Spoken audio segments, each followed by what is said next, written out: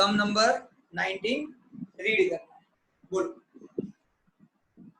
The value of closing stock is 60,000 ओ rupees. Hero, sum number 19 read करना है, बोलो। अच्छा, sorry.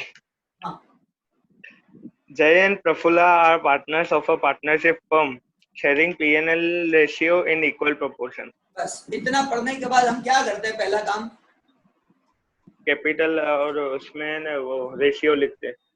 जय प्रफुल्ल, जय प्रफुल्ल, जय प्रफुल्ल, जय प्रफुल्ल। उनका P&L रेशियो क्या है? इक्वल है 1:1। यहाँ पे लिख दूंगा 1। तो पहला काम जब भी क्वेश्चन पढ़ते हो तो ये करते हैं, सिंपल है। चलो next. From a trial balance dated 31/3/17 and additional information, please prepare financial accounts of the firm. अब यहाँ से हमको ये पता चल गया फाइनल अकाउंट बनाना है। आज तक के जितने भी सम करवाए उसमें मैंने सिर्फ एक ही चीज करवाई, पहले ट्रायल बैलेंस का सब लिख लो, उसके बाद एडजस्टमेंट करो। आज ऐसा नहीं करूंगा, आज पहले एडजस्टमेंट करूंगा, बाकी सब तुम लोगों को करने के लिए दे दूंगा।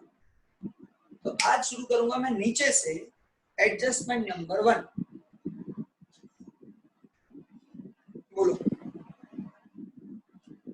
The value of closing stock is 60,000 rupees, out of which market value of 10% goods is 20% less. चलो अब इसको सॉल्व कैसे करेंगे? किसी को आता है तो मुझे बता सकता है? सर मैं बताऊं? जतिन चालू कर, विशाल एक बार आंसर दे चुका है, बोल बेटा। सर हमको क्लोजिंग स्टॉक की वैल्यू 60,000 दी है, जिसमें से हमें बोला है कि 10% जो गुड है यानी 6,000, उसकी वैल्यू 20% कम है यानी -1200, तो बचेगा 4800 और वहां पे सामने बचेगा 54,000 और दोनों को ऐड कर देंगे। किस दोनों को? ये 6000 और 54 को?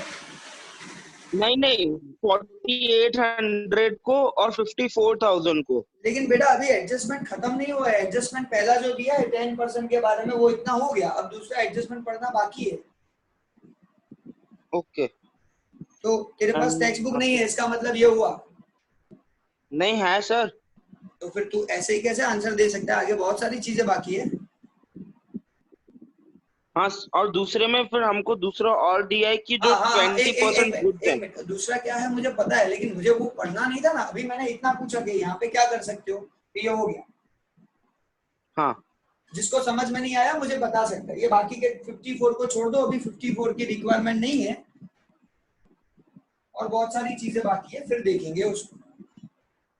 अभी 10% की बात हो गई, जो 4800 है, खत्म।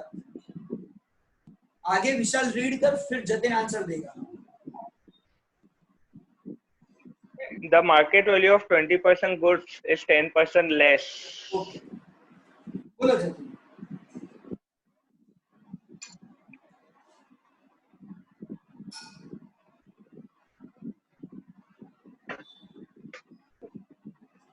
जतिन बोलो बेटा। सर 60,000 जो गुड्स है ना, हाँ, उसके 10% होंगे 12,000, ओ 20% होंगे 12,000। बराबर है। फिर उसमें से हमको 10% माइनस करना है, यानी 1200 हम माइनस करेंगे। ठीक है, कर दिया। फिर बचेगा 10,800। ओके, बस ये जो दूसरा उसने पढ़ा उसमें इतना ही समझ में आ रहा है, और कुछ भी नहीं है। Next. The remaining goods, 42,000, is valued at 25% less than book value. Remaining goods 42,000. अब सोचो, रिमेनिंग सही में 42,000 है। 60,000 में से 6,000 गया, 12,000 गया, यानी टोटल 18,000 गया, बचा 42,000। अब इसकी वैल्यू जतिन क्या करने को बोल रहा है वो? सर इसमें से इसकी जो वैल्यू है उसकी वैल्यू में से हम 25% डिक्रीज करेंगे यानी माइनस करेंगे। कितना डिक्रीज करोगे? सर 10,500।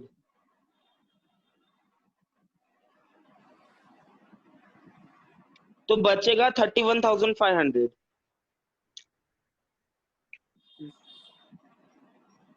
अब जो तीनों वैल्यूज मिली हैं हम इनको ऐड करते रह जाएंगे। नहीं, ऐसा नहीं करेंगे।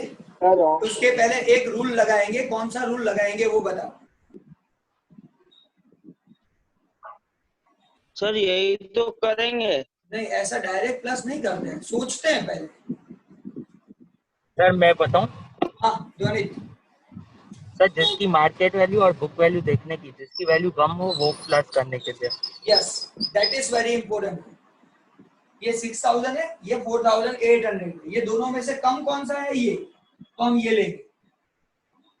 ये 12000 है, ये 10800 है। दोनों में से कम कौन सा है? ये, तो लेंगे ये। ये 42000 है और ये 31500 है। दोनों में से कम कौन सा है? ये, तो लेंगे ये। इसीलिए हम ये 3 का प्लस करेंगे और कोई रीजन नहीं है। जतिन समझ में आया? जी सर। मेरी आवाज तुम तक क्लियर पहुंच रही है ना? हाँ सर। जी सर। ओके। अब टोटल करके क्लोजिंग स्टॉक का वैल्यू मुझे बता दो। 47,100। 47,100 क्लोजिंग स्टॉक। ट्रेडिंग में क्रेडिट साइड दिखाना है, बैलेंस शीट में एसेट साइड दिखाना है। क्लोजिंग स्टॉक, यहाँ पे इंपॉर्टेंट चीज था हमारा कैलकुलेशन। 47,100 रुपीज, ये कैलकुलेशन जरूरी था, बाकी चिंता वाला कुछ नहीं है। आप लोगों में से किसी को ये चीज समझ में ना आया हो तो मुझे पूछ सकते हो। ये सम एग्जाम में कभी नहीं आएगा, लेकिन इसके जो छोटे छोटे पॉइंट्स है उसमें से कोई भी पॉइंट आता है, ऐसा नहीं है नहीं आता, वो आता है। सारा सम पूरा आने वाला कभी नहीं। और आज सम होगा ऐसा भी सोचो मत। ये हमारा यहाँ तक फर्स्ट एडजस्टमेंट कंप्लीट। अब हम लोग मिल रहे हैं, फिर से ज्वाइंट होंगे, नया एडजस्टमेंट शुरू करेंगे। नेक्स्ट बोलो बेटा Vishal. Next adjustment number 2। Provide 10% interest on capital, 9% on current account, and 12% on drawings. चलो, जोरदार क्वेश्चन आया सर। इंटरेस्ट कैलकुलेशन का क्वेश्चन है। कैपिटल पे काउंट करना है, करंट अकाउंट के बैलेंस पे काउंट करना है और ड्राइंग पे काउंट करना है। तो इससे पहले मैं काउंट करूं उससे पहले मैं वो सब चीजें लिखूंगा कि कितना कैपिटल है, कितना ड्राइंग है और कितना हमारा करंट अकाउंट का बैलेंस है। तो वो लिखना पड़ेगा, फिर कैलकुलेशन होगा। चलो, तो ऊपर ट्रायल बैलेंस में देख लूंगा कि कितना कितना दिया हुआ है। पहले दिया है कैपिटल एंड ड्राइंग। कैपिटल का बैलेंस कैपिटल में दिखाऊंगा, जहां पे लिखते हैं बालाबीड़ी।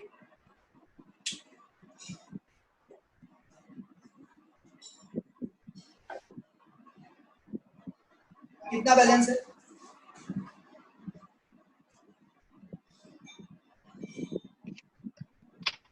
तो 1 लाख जय का और 1,40,000 प्रफुल्ला का।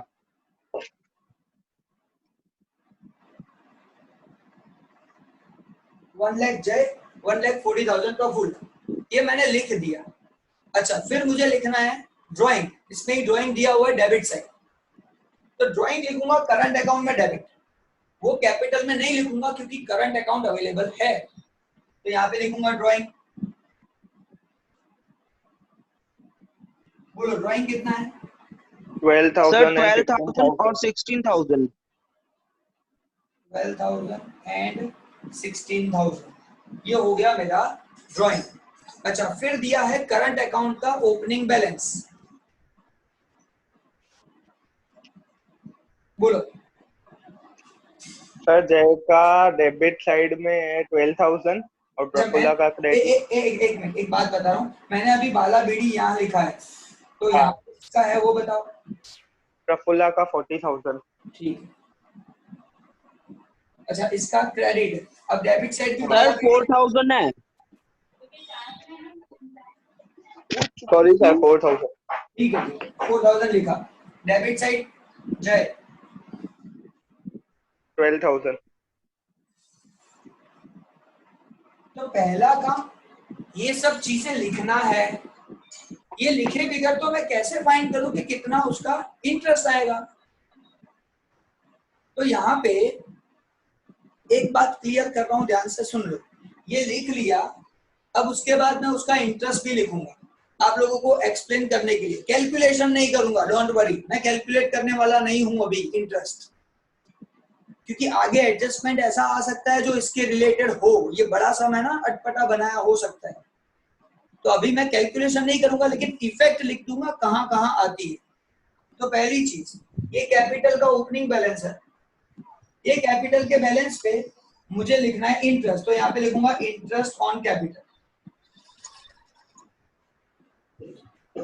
ये दोनों पे मैंने इंटरेस्ट काउंट करना है और यहाँ पे लिखना है। अच्छा, कैपिटल का इंटरेस्ट कितना परसेंटेज है? 10%। तो यहाँ पे लिख के रखूंगा 10% काउंट करना है। Interest on capital 10%। अच्छा, एक इफेक्ट इंटरेस्ट ऑन कैपिटल यहाँ आता है, इसका क्रॉस इफेक्ट यहाँ जाता है, इंटरेस्ट ऑन कैपिटल। जो यहाँ पे होगा वो यहाँ पे होता है। हाँ, एक बात याद रखना, अगर एडजस्टमेंट में दिया है तो कोई चीज ऐसी है जो एडजस्टमेंट में नहीं है, सीधा इंटरेस्ट ऑन कैपिटल पे कर दिया, तो सिर्फ एक ही इफेक्ट यहाँ आता है, फिर दूसरा इफेक्ट यहाँ पे नहीं आएगा, क्योंकि ये आपका बैलेंस शीट का पार्ट है। बैलेंस शीट में लायबिलिटी आता है या एसेट आता है, यानी पे करना बाकी है तो लिखना पड़ेगा, वरना लिखने की यहाँ पे रिक्वायरमेंट नहीं होता। काउंट तो इसी पे करेंगे। सिचुएशन आने दो, ये सब सिखा चुका हूँ, लेकिन इतना डिटेल में अभी नहीं जा रहा हूँ, नॉर्मल चीज बता रहा हूँ। इसका इंटरेस्ट लिखो, इसका दूसरा इफेक्ट यहाँ पे देना पड़ेगा, दैट्स इट। अभी मुझे सिर्फ इतना ही एक्सप्लेन करना है। किसको ये समझ में नहीं आया दो इफेक्ट?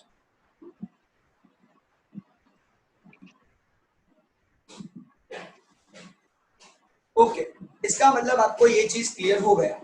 आगे जा रहा हूं। फिर उसने बोला है ड्राइंग का इंटरेस्ट, तो ड्राइंग ये है, तो यही ड्राइंग का इंटरेस्ट नीचे लिखना है, इंटरेस्ट ऑन ड्राइंग। इन दोनों का इंटरेस्ट यहाँ पे काउंट कर सकता हूं। कितना परसेंट काउंट करना है? 12%। यहाँ पे लिखता हूं 12%, लेकिन काउंट करने वाला नहीं। इसका दूसरा इफेक्ट आएगा यहाँ पे क्रॉस ऊपर, ये पीएनएल एप्रोप्रिएशन के साथ रिलेटेड है, तो यहाँ पे लिखूंगा इंटरेस्ट ऑन ड्राइंग। इसका दूसरा इफेक्ट यहाँ देने वाला हूं। अभी काउंट नहीं किया, लिखता नहीं, क्योंकि आगे क्या आ सकता है मुझे पता नहीं। किसी को यहां तक डाउट है? ओके। तीसरी चीज दी है करंट अकाउंट का इंटरेस्ट, तो यहाँ पे प्रफुल्ला है, उसका क्रेडिट बैलेंस है, तो उसका इंटरेस्ट जो है वो उसी के नीचे लिखना है, इंटरेस्ट ऑन क्रेडिट बैलेंस। यहाँ पे लिखूंगा कितना परसेंटेज है? 9% इंटरेस्ट इसका काउंट करके यहाँ पे लिख देता। नहीं, बाद में लिखते, चलो ना साथ में रखते, सबको साथ में लेंगे। तो इसका दूसरा इफेक्ट आएगा यहाँ पे, interest on current account. Prafulla का है तो खाली पी लिखूंगा, प्रफुल्ला का यहाँ पे मुझे लिखना पड़ेगा क्रॉस। सेम वे यहाँ पे भी ऐसा है, ये जाएगा इंटरेस्ट ऑन डेबिट बैलेंस। ये डेबिट बैलेंस का इंटरेस्ट यहाँ पे लिखना है 9%, लेकिन ये सिर्फ जय का रहेगा, तो जय का क्लोज हो, ये क्रॉस होगा यहाँ पे ऊपर, इंटरेस्ट ऑन करंट अकाउंट, नाम लिखूंगा सिर्फ जय।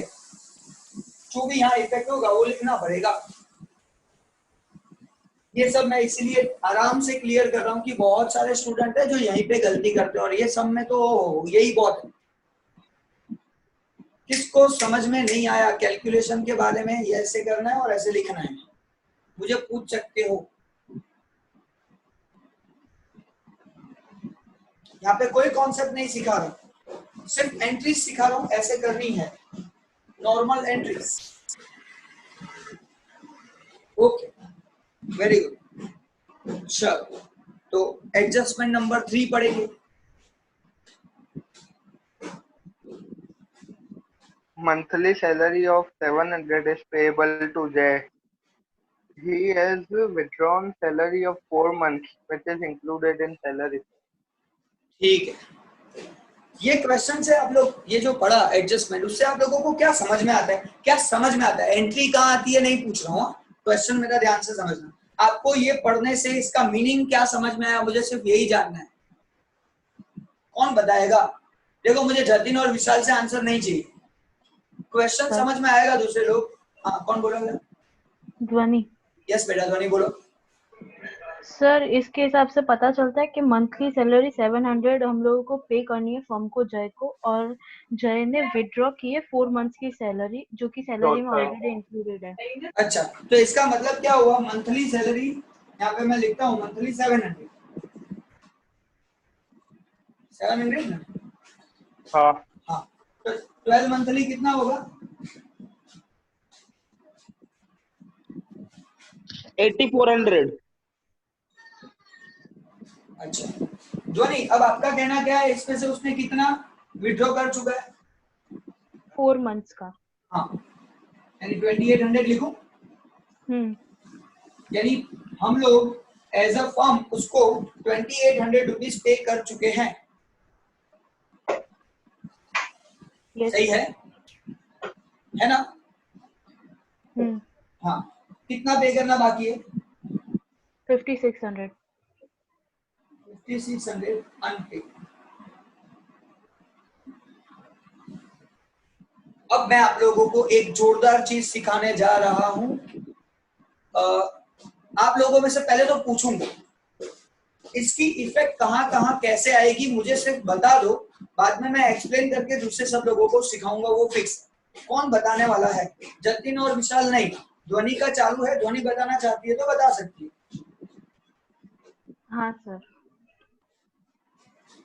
सर, आज ऑलरेडी पेड है 2800, तो आ तो पहला PNL appropriation account debit side, कारण के सैलरी ऑफ पार्टनर है। Salary of partner and partners name is जय। So 2800 already paid, so 2800 written here. Next. और दूसरी इफेक्ट पार्टनर के करंट अकाउंट में, क्योंकि इनकम हुई है। हाँ, लेकिन क्या लिखूं? ये 2800 लिखूं? सैलरी। हाँ, सैलरी तो लिख रहा हूँ इसमें। सैलरी कितना? Salary 2800 already paid. गलत गलत है। जो पेड हो चुका है उसका एक ही एंट्री आता है, जो पे करना बाकी है तो ही दूसरा इफेक्ट यहाँ पे आएगा। हाँ, बराबर। 2800 already paid, so only one effect. Now 5600 rupees is payable unpaid, so plus 5600 rupees payable, total amount 8400. Now this 5600 is unpaid, which is credited to Jay account 5600. This is the important one here. सब लोग ध्यान से समझना, जो 2800 rupees पे कर चुका हूं, अभी शुरू किया ना ये सब इंटरेस्ट काउंट करना, तभी भी कहा था मैंने आप लोगों को कि जब मैं पे करता हूं, पेड हो चुका है तो एक ही इफेक्ट आएगा यहाँ पे। पे करना बाकी है तो दो इफेक्ट, एक यहाँ पे एक यहाँ पे, या तो क्रेडिट तो यहाँ पे डेबिट, दोनों में से कोई भी सिचुएशन हो सकता है। यहाँ पे सैलरी पे कर चुका हूं 2800 रुपीज, तो एक ही इफेक्ट यहाँ पे। 5600 पे करना बाकी है, प्लस करो, टोटल अमाउंट 84 ही आएगा, यहाँ पे 84 ही रहेगा। लेकिन जो पे करना बाकी है उसका सेकंड इफेक्ट जय अकाउंट क्रेडिट साइड दिखाना है। ये जो लिखा उसका इफेक्ट 100% बराबर है। यहाँ पे किसको समझ में नहीं आया? ये सही लिखा मैंने, इसमें कोई गड़बड़ करने वाला नहीं हुआ आगे।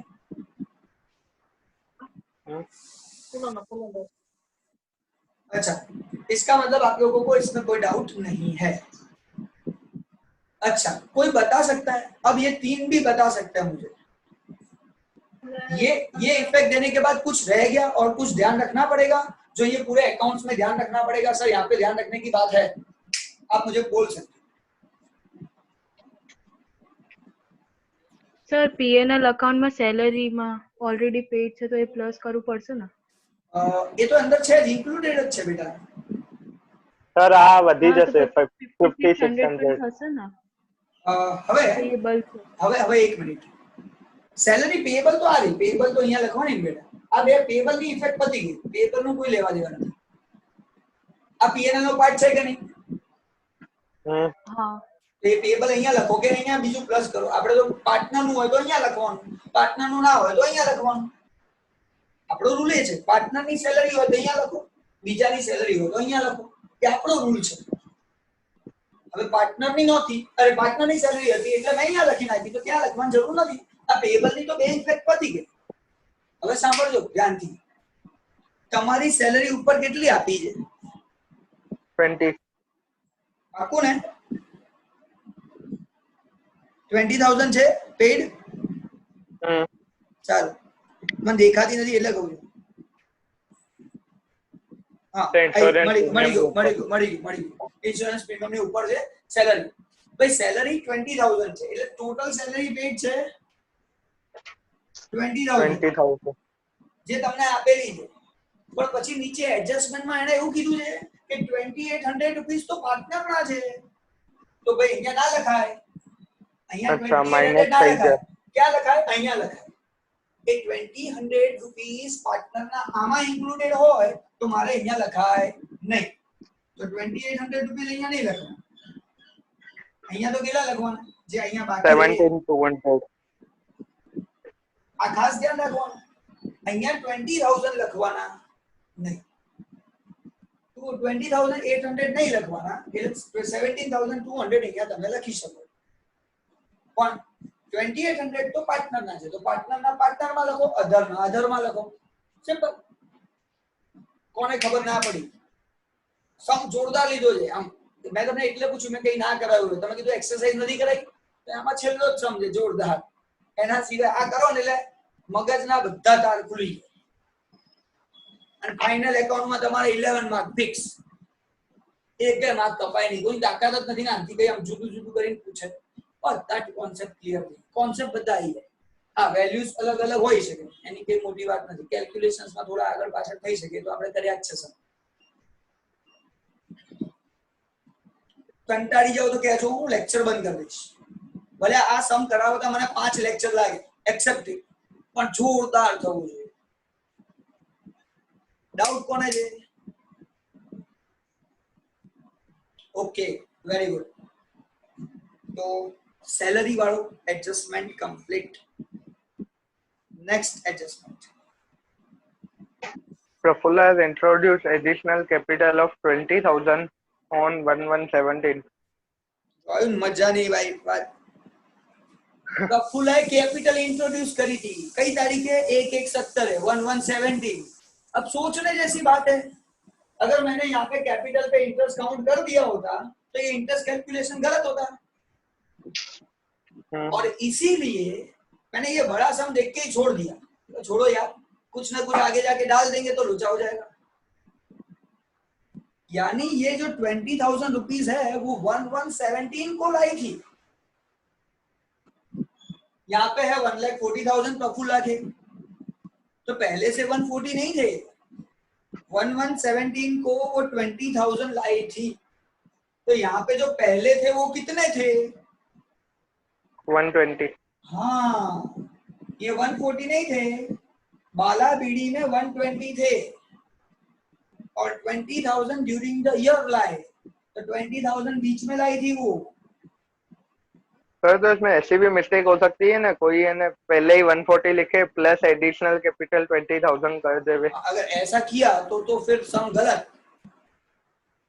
उसने ऐसा नहीं बोला है कि विच इज अनरिकॉर्डेड, रिकॉर्ड करना बाकी है, ऐसा नहीं बोला है उसने, ऐसा बोला है Okay. वो लाई थी, इसका मतलब इसके अंदर हो गया, आ गया सर। तो 140 नहीं था, पहले 120 था, और फिर ड्यूरिंग द ईयर वो 20,000 बिजनेस में लाई थी, यानी पहले 120 था, फिर 20 आया, इसलिए 140 हुआ। और इसका डेट हमको उसने दे दिया 1/1/17। अब मुझे डेट का कॉलम बनाना कंपलसरी हो जाएगा, क्योंकि यहाँ पे डेट होगा, डेट कॉलम होगा तो मैं बनाऊंगा, पहले तो जरूरत नहीं थी, अब जरूरत है। हाँ, मैंने शॉर्ट में लिख दिया 1/1/17। एडिशनल कैपिटल 20,000, वो भी हो गया। अब इंटरेस्ट कैलकुलेशन करने का आएगा ना, तो चिंता नहीं होगी। इंटरेस्ट का कैलकुलेशन, सर ये 120 पे फुल ईयर का इंटरेस्ट काउंट करो, और ये जो 20,000 है ना, उसमें 1/1/17 से 31/3/17 तक का इंटरेस्ट काउंट करो। सिर्फ 3 month, 1, 2 and 3 month interest count करना है। ये 20,000 पे 3 मंथ का इंटरेस्ट काउंट करना है, और 120 पे फुल ईयर का इंटरेस्ट काउंट करना है। लेकिन अभी भी नहीं करूंगा, अभी भी इंटरेस्ट काउंट नहीं करूंगा, आगे सब पढ़ लूंगा आराम से। फिर से कोई नया बम फोड़ दिया तो कैसे पता चलेगा? सिंपल है, देखेंगे। लेकिन हाँ, मैं भूलूंगा नहीं, मेरा सम खत्म होते होते मैं इंटरेस्ट काउंट कर लूंगा। क्यों पता है मैं भूलूंगा नहीं? उसका रीजन है, यहाँ पे लिख के रखा है, इंटरेस्ट ऑन कैपिटल 10%। गलती क्यों होगी? लिखना बाकी है, पता है, इसलिए पहले लिख दिया था, लिखना है, लेकिन अमाउंट नहीं लिखा था। जैसे आगे कुछ आया ना तो तकलीफ ना हो। ये जो सम करना सिखा रहा हूँ, ये ब्रिलियंट स्टूडेंट के लिए सिखा रहा हूँ, और दूसरे वो स्टूडेंट जिन स्टूडेंट्स को सही में पढ़ना है, और तीसरे वो स्टूडेंट और जिन लोगों को एग्जाम में टाइम है, एग्जाम में अच्छा खासा टाइम है ये सम करने के लिए, तो ऐसा करना है। ये शुरुआत एडजस्टमेंट से करो, ये सब छोड़ दो, लिखते रहो, कभी गलती होगी नहीं, रफ नहीं करना पड़ेगा। वरना तो टाइम नहीं है एग्जाम में, तो सोचो ही मत कि ये पहले करना है। पहले तो सीधा ट्रायल बैलेंस ठोक दो फटाफट, फिर सोचो क्या करना है, सिंपल। तो ये सब ट्रिक है। आज तक जो भी सिखाया, गुजराती में कहेवाय डफोड़ोनी रीत। આપણે ડફોડોની રીતમાં ખુશ, 5 માર્ક લઈ લો, 6 માર્ક પત્યું, અને પછી વિચારો હવે 11 કેવી રીતે થાય।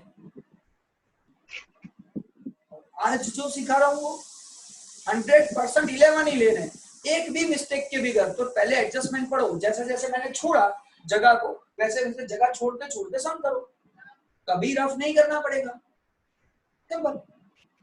तो दोनों ट्रिक आप लोगों को आज बता, और इसलिए मैंने बोला कि आज कुछ ऐसा करना है जो सही में काम का हो, अलग तरीके का, वो मैंने आज सीखा है।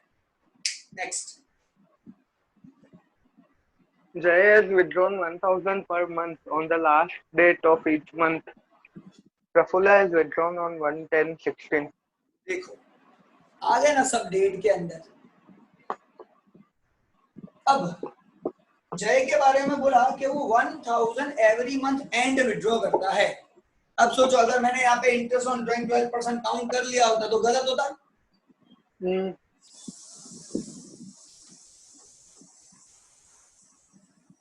तो जय का कैलकुलेशन करते हैं। जय ने 1,000 रुपीज एवरी मंथ एंड बोला है ना, जय ने 1,000 एवरी मंथ एंड विड्रॉ किया है। तो याद करो 1,000 इंटू 12,000 विड्रॉ हो गया। देखो हाँ है सर, परफेक्ट, उसने विड्रॉ किया है, परफेक्ट। अब इंटरेस्ट ऑन ड्राइंग 10, ये जो 12% दिया है वो कैसे काउंट करेंगे? डायरेक्ट नहीं करेंगे, वो आपकी वाली मेथड से चैप्टर नंबर 1 में सिखाया था। Every month starting 78, 78 middle 72 and 66 वाला मेथड। अब वो क्लिक होना चाहिए। चलो मुझे आंसर नहीं विशाल से चाहिए, नहीं जतिन से चाहिए, नहीं ध्वनि से चाहिए। और कोई है जो इसका आंसर दे सकता है? Calculation of interest. सर मैं ध्वनि बोल बेटा। Sir 1000 into 12% into 66/12। 1000 into 12% into 66/12। upon 12। Answer बोलो। हाँ सर, 660 660 660 हाँ, वो है हमारा इंटरेस्ट ऑन ड्राइंग। जय का मिला सिर्फ। किसको समझ में नहीं आया? जिसको समझ में ना आया हो ना ये कैलकुलेशन, उसको मैं बोलूंगा चैप्टर नंबर 1 के मेरे वीडियो ड्राइंग वाले देखो, इंटरेस्ट ऑन ड्राइंग कैलकुलेशन वाले देखो, समझ में आ जाएगा। और कुछ नहीं बोल सकता लेकिन हाँ, कैलकुलेशन ऐसे होगा। एडजस्टमेंट का मतलब ये है। अब मैं इंटरेस्ट लिख सकता हूं आराम से। ये इंटरेस्ट ऑन ड्राइंग 660 लिख सकता हूं, और इसका दूसरा इफेक्ट यहां भी दे सकता हूं। इंटरेस्ट ऑन ड्राइंग जाएगा 660, जाए 660 अंदर न लिख के फिर टोटल करके बाहर लिखो, एक्सेप्ट, डोंट वरी। इवन सिर्फ इतना नहीं है, कुछ ऐसा दिया तो नहीं है कि इंटरेस्ट ऑन ड्राइंग ऊपर ट्रायल बैलेंस में पे कर दिया है, अरे रिसीव कर लिया है, वो चेक करो ऊपर इंटरेस्ट ऑन ड्राइंग रिसीव्ड है कोई किसी का? ट्रायल बैलेंस में देखना पड़ेगा। हाँ नहीं है तो अच्छी बात है, नहीं तो वो तो रिसीव हो चुका है। 660 में से सपोज 600 रिसीव हो चुका होता, अंदर ट्रायल बैलेंस में दिया होता credit side 600 rupees choice drawing interest on drawing received, तो 600 ऑलरेडी रिसीव्ड है प्लस 60 रिसीवेबल, यहाँ पे 660 बराबर है, लेकिन यहाँ पे सिर्फ क्या लिखता 60 जो रिसीव करना बाकी है। ट्रायल बैलेंस में जो दिया है वो रिसीव्ड हो चुका है, जो बाकी है उसी का इफेक्ट यहाँ आएगा। यहाँ पे तो पूरा 660 आएगा, उसका कोई टेंशन नहीं, लेकिन यहाँ पे जो रिसीवेबल है वही आएगा, जैसे हमने अभी अभी सैलरी का किया। सिंपल, वो लॉजिक तो सब में एप्लीकेबल है। तो यहाँ पे मैंने एक क्लियर किया। अच्छा सेकंड, दूसरे का भी डेट दिया हुआ है कि दूसरे ने विड्रॉ कब किया, 1/10/16 को ड्राइंग किया, तो ये इसका ड्राइंग है 16,000, उसने 1/10/16 को 60,000 ड्राइंग किया, सॉरी 16,000 ड्राइंग किया 1/10/16, इस दिन को 16,000 ड्राइंग हो गया। अब इसका तो 1/10 एक ही दिन पे उसने सब पैसा लिया है, तो हमारा ईयर एंडिंग होता है 31/3/17 को, तो 1/10/16 से लेके 31/3/17 तक 6 मंथ हुए, 10, 11, 12, 1, 2, 3 6 मंथ। तो 16,000 पे 6%, 16,000 पे 12% 6 मंथ इंटरेस्ट काउंट करना है। तो मैं कैलकुलेशन करूंगा 16,000 into 12% into 6 divided by 12, answer बोल सकते हो 960 ये हो गया 960। ये 960 का सेकंड इफेक्ट यहाँ पे डालूंगा, प्रफुल्ला का 960 रुपीज इंटरेस्ट ऑन ड्राइंग, दो इफेक्ट हो गए। और ये एडजस्टमेंट दिया ही इसी के लिए, आगे वाला कैपिटल का एडजस्टमेंट इसीलिए ही दिया था और कोई रीजन नहीं। अच्छा तो यहां तक किसको प्रॉब्लम है? मैं फिर से बोल रहा हूं, मैं ओवरलोड देना नहीं चाहता हूं, लेकिन ये सम ऐसा है जिसमें कॉन्सेप्ट सब खुल जाए, और ये सम 2-3 बार देखना, मैं आपको YouTube पे भेज दूंगा, तो ये सम देखते रहोगे ना 2-3 बार, बहुत अच्छी तरीके से समझ में आए। इसका कनेक्शन चैप्टर 1 के साथ है, शॉर्ट सम्स। चलो तो मेरा एडजस्टमेंट नंबर 5 क्लियर। नाउ 6,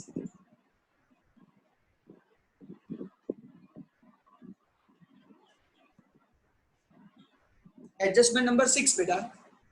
हाँ sorry, calculate depreciation on 9% on machines and 5% on furniture. 9% machine पे डेप्री काउंट करो, 5% फर्नीचर पे डेप्री काउंट करो। अब आप बोलोगे इसमें क्या नया है सर, ये तो हम लोगों को आता है। तो मशीन देखो ऊपर कितना दिया है, ऊपर मशीन देखो 52,000 है। यहाँ पे ध्यान से देखना, इतना आसान नहीं है ये सब। मशीन है जो आपको दिया है 52,000, एक मिनट मैं उसको नीचे ही लिख रहा हूँ, यहाँ पे ही लिखूंगा। ये मैंने स्पेस ही इसीलिए रखा है कि आपका कैलकुलेशन दिखा सके। आपका मशीन दिया हुआ है, कितना दिया है 52। चलो फिर एडिशनल 12%, 12,000 on 31/12/16. 31 12/16. इस दिन को 12,000 का मशीन नया आया था, टोटल तो 52 है ही, टोटल का चिंता नहीं है कि कितना है, टोटल मशीनरी 52,000 है, उसमें से 12,000 का इस दिन को आया था, उसमें से 12,000 इस दिन को आया था, कोई चिंता नहीं है। इसका मतलब ये होता है कि मेरे पास 40,000 का पहले से पड़ा था, इसका मतलब ये होता है 40,000 का था, 12,000 का परचेस किया, इसीलिए 52 हुआ। तो यहाँ पे मैं लिखूंगा 40,000 plus 12,000 then 52,000. This is the value of machinery for me. Now I need to find depre on it. So depreciation, sir, how many percentage depreciation I need to find? 9. 9%. Now important thing, sir, here we can take directly 9%. 40,000 into 9%. 3,600. But here I cannot find directly 9% because 31/12/16 date is given and my 3 months only depreciation. year ending is 31/3/17. Now 12th month is already completed. Now starting with first, second and third. So 3-month depre is considered. So 270. 12,000 into 9% into 3 divided by 12. 12. Answer is 270. so this is the value of depreciation on 12,000 rupees. Now total value of depreciation 3,600 plus 270. 3,870. And now I can write outer column remaining amount, that is 48,130. 48,130. This is outer column amount. Most important thing. ऐसे ही सब नहीं लिया है, आज सिर्फ adjustment करवा रहा हूं, लेकिन मजा आना चाहिए। सब हो गया सर, अब तो अगर मेरे को ये सम समझ में आ गया, यानी फाइनल अकाउंट तो सर 11 मार्क का जो भी पूछेंगे ना हम लोग आसानी से करेंगे। इवन मेरे सम कर लोगे ना, जो मैंने सम दिए हैं, 7 सम्स हैं शायद, मैंने 7 सम्स शायद दिए हैं, वो सम कर लोगे ना, क्लियर हो जाएगा। चलो ठीक है, कोई बात नहीं। नेक्स्ट दूसरा एलएफडी किस पे काउंट करना है? फर्नीचर 5%. अच्छा, फर्नीचर में कोई है क्या धमाका? हाँ, sale of furniture. Sir ji sale of furniture दिया हुआ है, 84,600 का फर्नीचर है, तो यहाँ पे फिर से लिखूंगा एडजस्टमेंट। धमाका तो सर किसी ने किया, परचेज ऑफ फर्नीचर है, देखो तो। परचेज नो, अच्छी बात है। चलो फर्नीचर कितना दिया हुआ है पहले? 84,600. 84,600, उसमें से 14,600 का सेल किया है, वो सेल कर दिया, तो बचा कितना? 110/16 पे 70,000. अब यहाँ से काम शुरू हो रहा है। अच्छा सर जी, पहली बात तो ये, इसमें से इतना फर्नीचर सोल्ड हो गया, बाकी बचा कितना? 70,000, यानी वो अभी तक मैं यूज कर रहा हूँ, इसका मतलब ये हुआ। तो इस पे तो मैं फुल डेप्री काउंट करूंगा, इसका मुझे कोई टेंशन नहीं है। अच्छा 70,000 पे डेप्री कितना होगा, कितना परसेंटेज है? 3,500. चलो 5% काउंट कर लेते हैं। ये डेप्री तो 3,500 है, इसमें कोई चिंता नहीं है, लेकिन यहाँ पे डायरेक्ट 5% नहीं, यहाँ पे तो सोल्ड हो गया सर, खत्म हो गया। 1/10 को तो गया, मेरे पास है ही नहीं, तो 1/10 के बाद कोई डेप्री काउंट नहीं होगा। जो भी डेप्री काउंट होगा वो 1/10 तक होगा, यानी मेरा ईयर स्टार्टिंग से लेके 1/10 तक जितना मैंने यूज किया उतना डेप्रीशिएशन काउंट होना चाहिए। तो तब से लेके अब तक कितने महीने हुए? 4 मंथ से काउंट करना है, 4 5 6 7 8 9, बस 9, क्योंकि 10 का तो फर्स्ट डेट है, तो अब तो फर्स्ट डेट से यूज ही नहीं होगा, यूज सिर्फ 6 मंथ हुआ, तो यहाँ पे 6 मंथ का मुझे डेप्रिसिएशन काउंट करना है।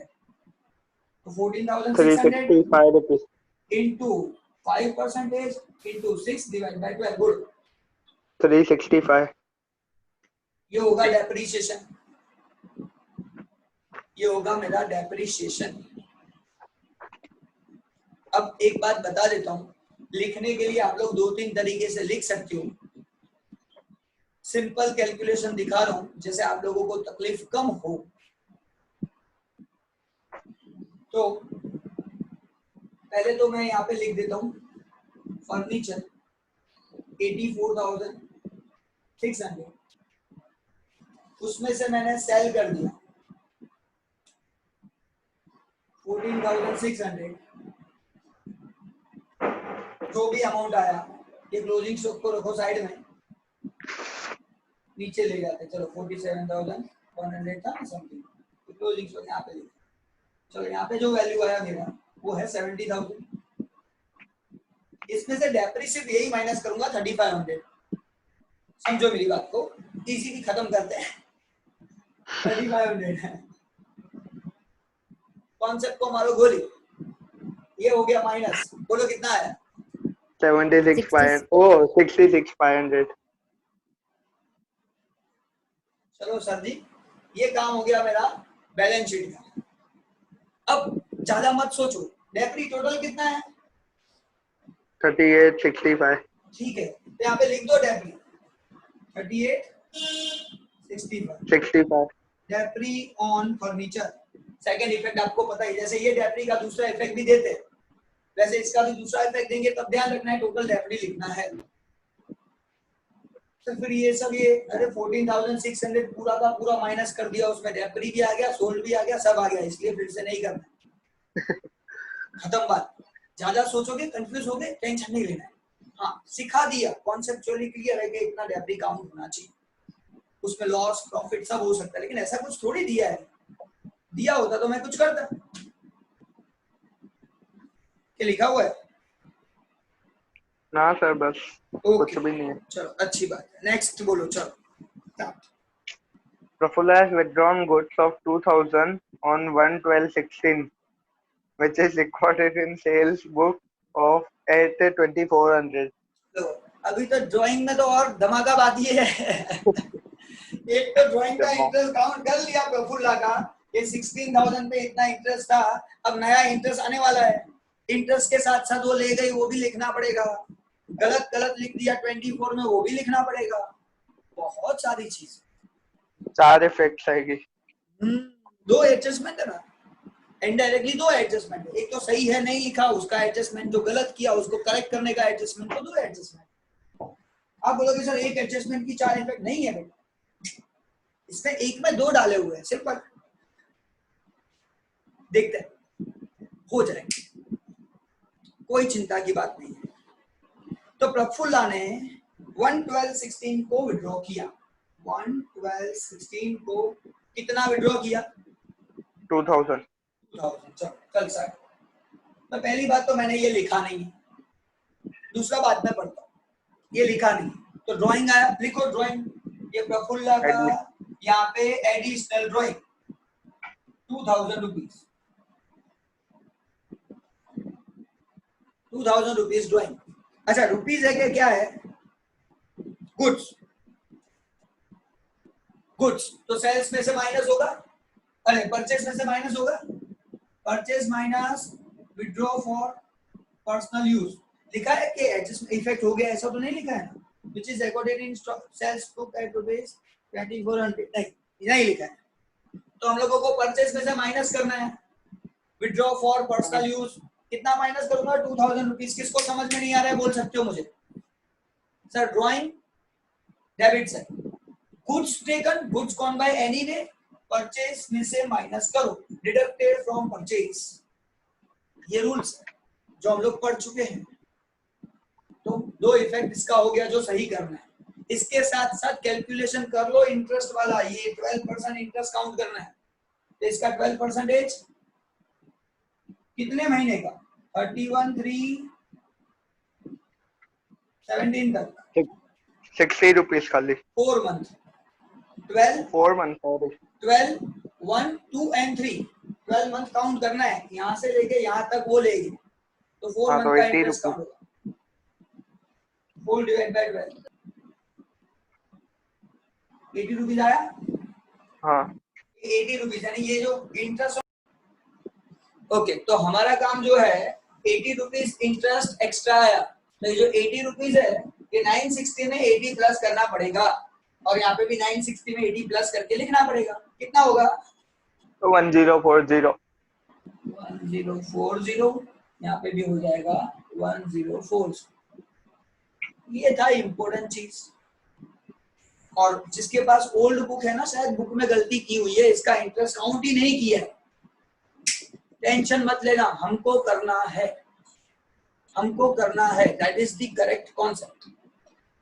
कोई बुक है जिसमें उसने काउंट नहीं किया, हमको करना है। पता है यार, यहाँ पे सीधा दिख रहा है, ड्राइंग किया तो इंटरेस्ट तो काउंट होगा, तो ये ध्यान रखना है। गलती है इसीलिए बोल देता हूँ पहले से। आंसर नहीं आए तो चिंता मत करना, लास्ट में टैली होना चाहिए। हाँ, ऐसा इसका मतलब ये नहीं टैली नहीं होगा, टैली होगा।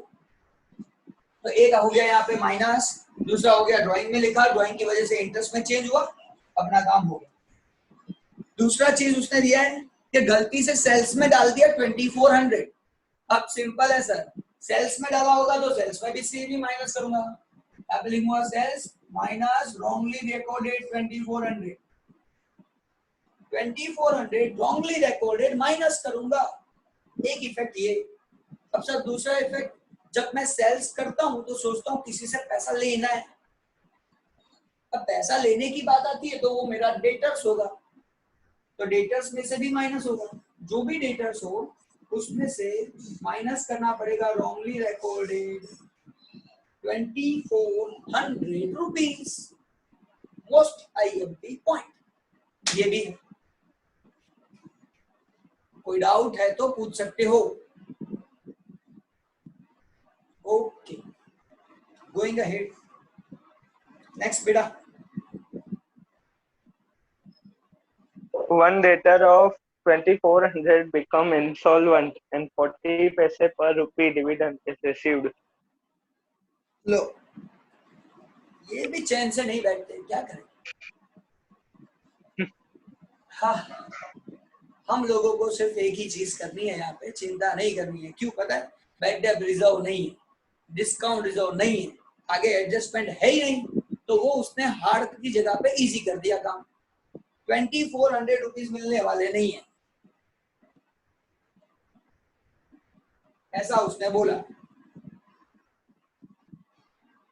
लेकिन उसने बोला कि 40 पैसा पर रुपी डिविडेंड इज रिसीवेबल। मिला नहीं है, मिलने वाला है।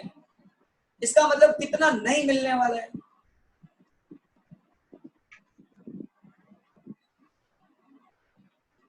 $40 पैसे का मतलब होता है 40% मिलने वाला है, 40 रुपीज नहीं मिलने वाला है, और 60% नहीं मिलने वाला है। तो 60% निकाल दो, कितना होता है? 40। ये हो गया मेरा बैड डेट। बैड डेट, ये बैड डेट मुझे मिलने वाला नहीं। सिर्फ बैड डेट का अमाउंट ढूंढने के लिए ये था, चिंता नहीं करने की। अपने को तो क्या करने का, डेटर जो भी है, चलो ना डेटर लिख देते। कितना दिया अंदर? डेटर्स 48,000।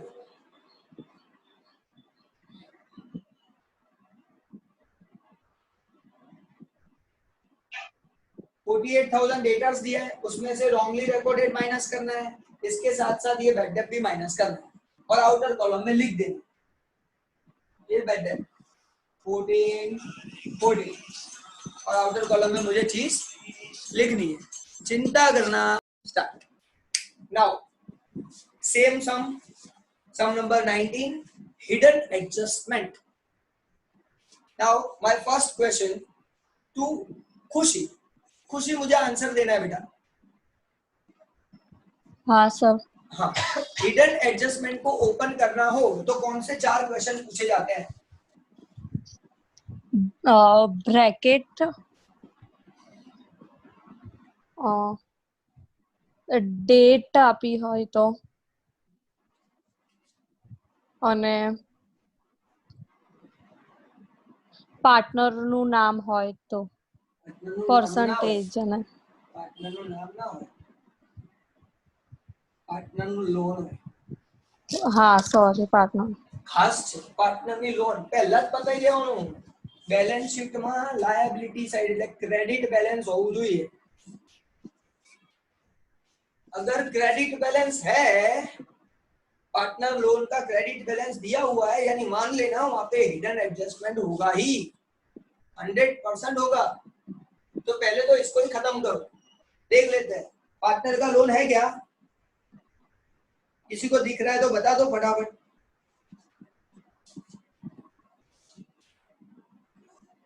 दिख रहा है किसी को?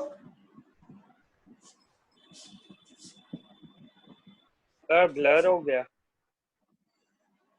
अरे क्लियर हो जाएगा, लिखने दे, तू टेंशन मत ले, सब क्लियर हो जाएगा.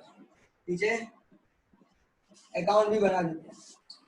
यस, और क्लियर हो गया. बोलो, पार्टनर का लोन किसी ने देखा? मेरा क्वेश्चन ये था.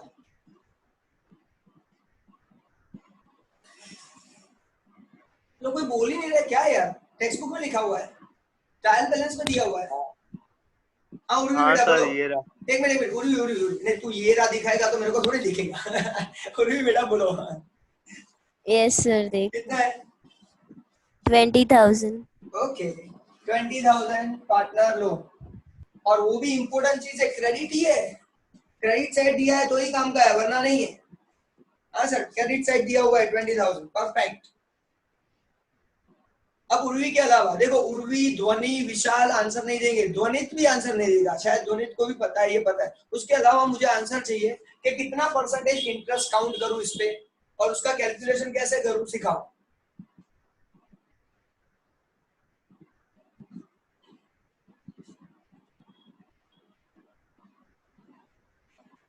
सर कोई नहीं बोले तो मैं बैठता हूँ बाद में. हाँ वो मुझे पता है. वैसे दूसरे 3 भी बैठे हैं. प्लीज फटाफट बोलो, जल्दी, टाइम वेस्ट मत करो. अगर आप मुझे ये आंसर नहीं दे सकते, हाँ प्लीज, थैंक यू.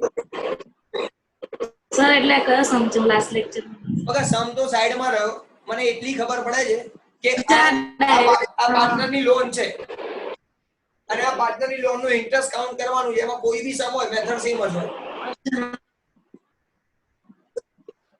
હા હા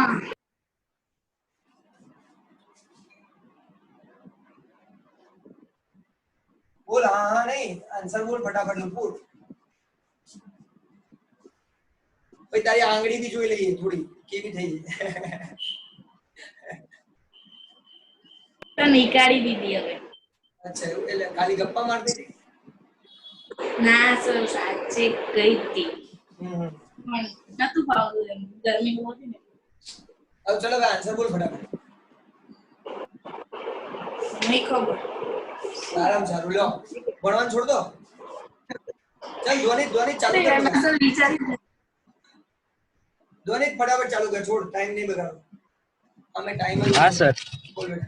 सर 20,000 into 6%, क्योंकि जो प्रश्नला का 100 नंबर है पर हेलो हाँ 20,000 into 6% into 6/12, क्योंकि 6 महीने का दिया गया. अच्छा वेरी गुड. पहले तो यार पार्टनर का लोन हो कोई भी, तो मैंने आप लोगों को सिखाया है 6% इंटरेस्ट देना ही है. नहीं बोला हो तो 6% देना ही कंफर्म.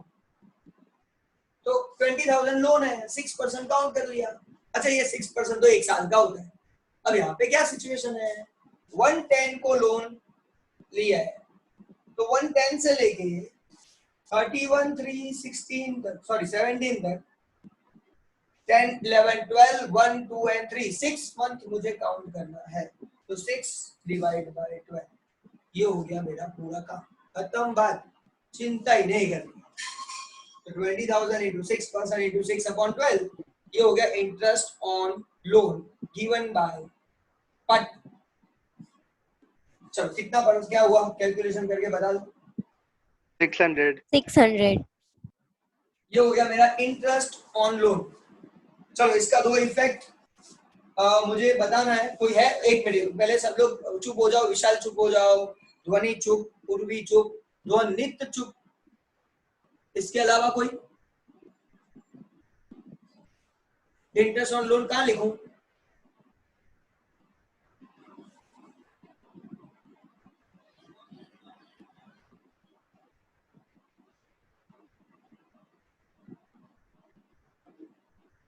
उन लोगों का मैं स्पेशल लेक्चर रखूंगा, आज वेस्ट नहीं कर रहा हूं टाइम। पूर्वी बोल सकती है आंसर?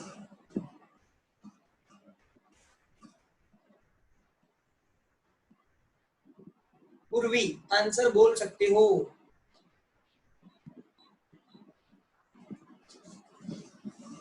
नहीं आता है ऐसा भी बोल सकते हो, सर नहीं आता, तो मैं दूसरे को पूछ सकूं।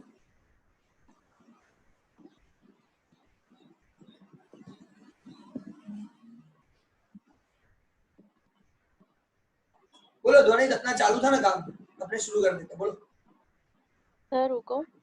हाँ बोले बेटा। सर मैं बोलूं? एक मिनट, प्रेरणा, वेरी गुड प्रेरणा, फर्स्ट प्रेरणा बेटा। Sir PNL debit side very good. અને અસેટ સાઈડ વેરી એક મિનિટ, મારે પે કરવાનું છે બેટા, લાયબિલિટી થઈ, મારે પાર્ટનર ને ઇન્ટરેસ્ટ પે કરવાનું છે, એટલે મારી લાયબિલિટી કહેવાય. હું ઓનર છું, એટલે ઓનર એટલે હું બિઝનેસ છું અને બિઝનેસે પે કરવાનું, એટલે લાયબિલિટી. હા લાયબિલિટી સાઈડ. બીજું પીએનએલ ડેબિટ છે, સિમ્પલ. બસ બે ઇફેક્ટ આપવાની, 600 રૂપિયાની બંને જગ્યાએ ઇફેક્ટ આપવાની. પણ અંદર ક્યાંય ઇન્ટરેસ્ટ ઓન લોન એવો વર્ડ લખ્યો છે એ જોઈ લો પહેલા. Interest on loan trial balance માં ક્યાં नहीं लिखा हुआ મને દેખાય છે એટલે કહું છું ભાઈ, મને દેખાય છે એટલે મેં પૂછ્યું.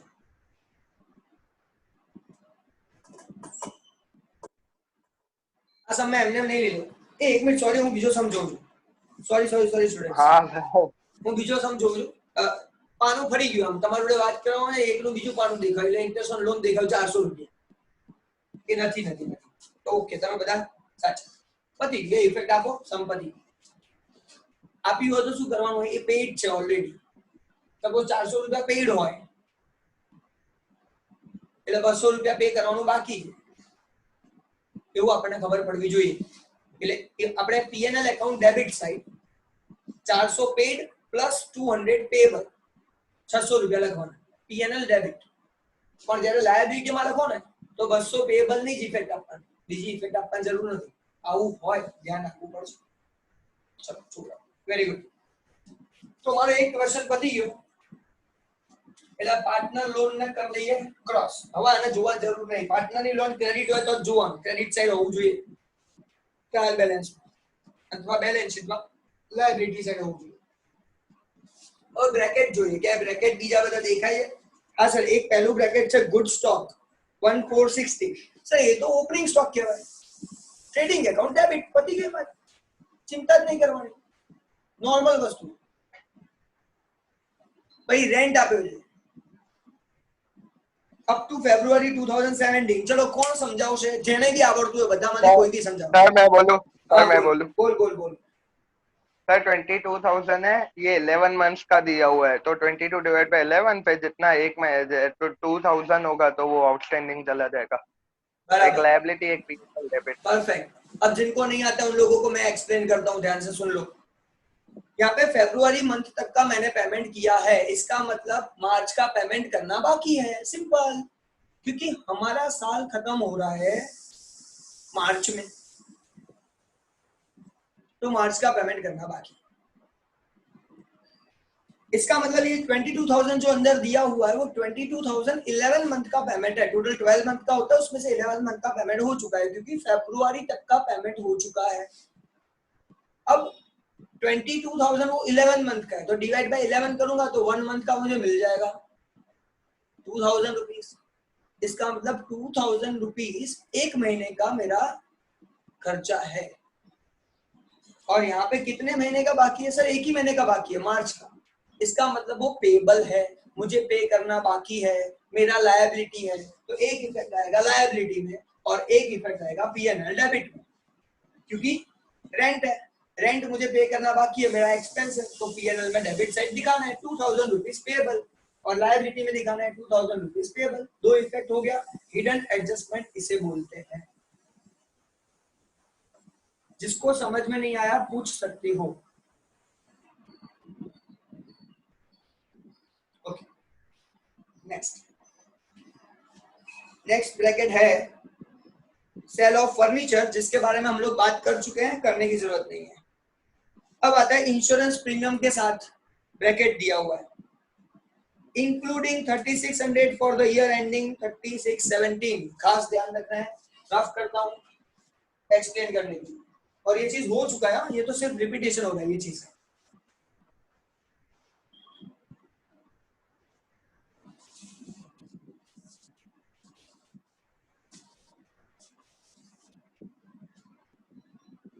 3600 के बारे में उसने बोला है,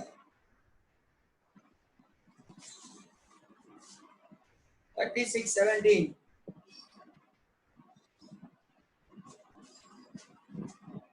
तो 3600 रुपीज वो 3617 तक का है।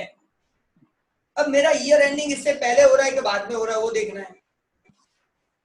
ईयर एंडिंग डेट है 31 मार्च 17, ये मेरा एंड हो गया, मेरा साल खत्म हो गया, ये मेरा एक साल खत्म हो गया। अब ये जो है पैसा, ये जो भी यहाँ पे दिया हो वो 12 महीने का होता है, पहली बात ये याद रखना, ये 12 मंथ का पेमेंट है और 12 मंथ खत्म कब होता है? 36 को खत्म होता है, 36। यहां से लेके यहां तक देखो, ये 3 मंथ में तो मेरा साल खत्म हो गया। 3 के बाद 4, 5 एंड 6, सर 3 मंथ का और हमारा साल खत्म होने के बाद 3 महीने और, उसका भी पेमेंट मैं कर चुका हूं। ये 1 साल का है, 3 महीने का पेमेंट एडवांस पे कर चुका हूं। इसका मतलब ये हुआ क्योंकि साल खत्म होने के बाद भी यहां तक का पेमेंट हो चुका है, इसका मीनिंग ये होता है। तो यहाँ पे 3 महीने का फाइंड कर लेता हूँ, 3/12, 3600 इंटू 3/12 कितना होगा?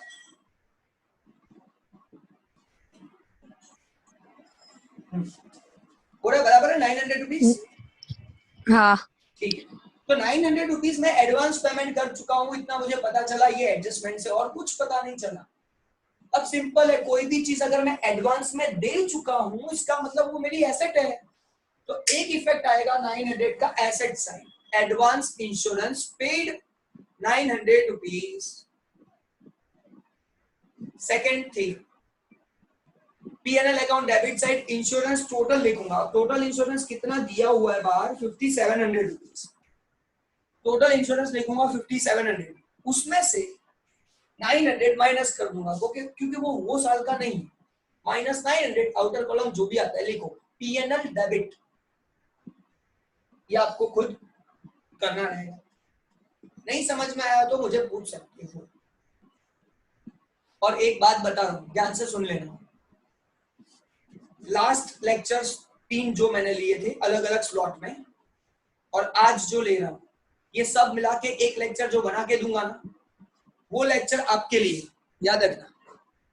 वो लेक्चर जिसको भी फाइनल अकाउंट में नहीं आता है, 100% नहीं आता है, एडवांस एडजस्टमेंट्स नहीं आते हैं, वो हर बार देख लेना। 1 महीने में एक बार वो वीडियो लेक्चर देख ही लेने का, तो आप लोगों के दिमाग में हर चीज क्लियर होती जाएगी। नॉर्मल चीजें तो सिखा चुका हूँ आप लोगों को, ट्रायल बैलेंस का जो आता है वो सब आप कर चुके हो। उसके लिए अगर नहीं आता है तो आप फिर से वो लेक्चर अगर मैंने दिया है तो देख लेना। उसमें तो गुजराती मीडियम देखोगे तो भी मजा है, कोई चिंता नहीं। हाँ, ये तो यहाँ पे आता है, ये यहाँ पे आता है, फटाफट खत्म। ये लेक्चर आपका ही है सिर्फ, इंग्लिश मीडियम का लेक्चर ही बना है, गुजराती मीडियम वो लेवल पे पहुंचता ही नहीं है अभी तक। चलो, तो ये 900 का सॉल्व। नेक्स्ट आगे कोई ब्रैकेट? हाँ, लोन ऑफ प्रफुल्ला हो चुका है। आगे एक और ब्रैकेट है, मशीनरी एडिशनल हो चुका है। तो मेरा ब्रैकेट का काम खत्म हो गया। जनरली मैं ब्रैकेट चेक करता हूँ ना, मेरे 99% प्रॉब्लम सॉल्व हो जाए सिर्फ ब्रैकेट से। अब डेट चेक करूं तो सर डेट वाला ब्रैकेट में आ गया, खत्म, तो वो भी खत्म हो गया, सॉल्व। परसेंटेज चेक करूं, सर परसेंटेज वो भी ब्रैकेट के अंदर होना था तो हो गया, नहीं तो कुछ भी नहीं है, बाकी खत्म। अब तो परसेंटेज कहीं दिया ही नहीं, यानी ये भी खत्म। अगर ये 4 क्वेश्चन के आंसर आपको मिले नो, इसका मतलब समझ लेना कि आपका कोई भी हिडन एडजस्टमेंट नहीं है।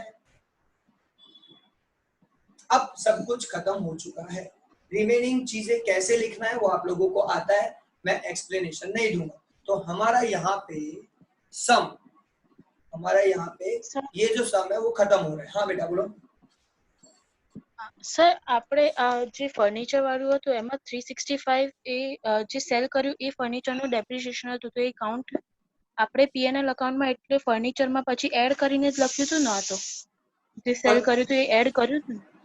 સેલ કર્યું એ એડ ક્યાં કર્યું છે બેટા? એટલે એ માઇનસ કરીને જ લખ્યું હતું ને? ફર્નિચર માઇનસ કરી લખવાનું। હા, ફર્નિચર જે આપણું બેલેન્સ શીટમાં લખવાનું હોય એ ફર્નિચર જે છે એમાંથી સેલ ટોટલ એમાઉન્ટ જ માઇનસ કરી દીધી હતી આપણે બેલેન્સ શીટની અંદર। પણ જ્યારે આપણે ડેપ્રિસિએશન લખીએ છીએ પીએનએલ ડેબિટ સાઇડ, ત્યારે બંનેનું ડેપ્રી એડ કરીને લખવાનું। તો સર પછી છે ને આ બેલેન્સ શીટમાં, કારણ કે પછી આ ડિફરન્સ આવે છે અસેટ સાઇડ 365 નું, શેના કારણે 365 તમે માઇનસ કરો છો એટલે?